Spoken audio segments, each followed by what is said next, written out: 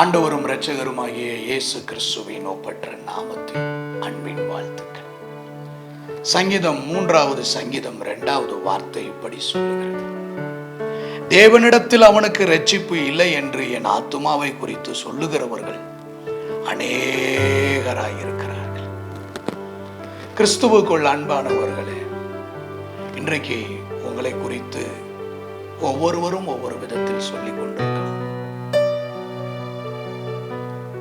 உங்கள் இரட்சிப்பை குறித்து, உங்கள் ஊழியத்தை குறித்து, உங்களுடைய சுபாவத்தை குறித்து, உங்கள் குடும்பத்தை சார்ந்தவர்கள், உங்களை சுற்றிலும் இருக்கிறவர்கள் ஒவ்வொருவரும் ஒவ்வொரு விதமாய் சொல்லிக் கொண்டிருக்கலாம். இந்த உலகம் எப்பொழுதுமே மற்றவர்களை குறித்து ஏதாவது ஒன்றை சொல்லிக் கொண்டுதான் இருப்பார்கள். தாவீதை குறித்து சொல்லப்பட்ட வார்த்தை, தேவனிடத்தில் இவனுக்கு இரட்சிப்பு இல்லை, இவனுடைய ஆத்துமாவுக்கு இரட்சிப்பு இல்லை என்று அநேகர் சொல்லிக் கொண்டிருந்தார்கள்.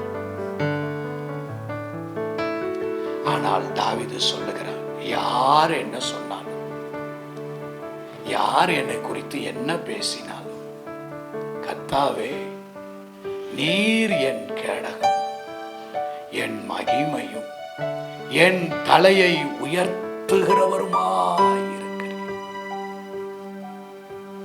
இன்றைக்கு நம்மை குறித்து யார் என்ன சொன்னாலும் கர்த்தரை பார்த்து சொல்லுவோம், கர்த்தாவே நீர் என் கேடகம், நீர் என்னுடைய மகிமை, என் தலையை உயர்த்துகிறவர் என்று சொல்லுவோம்.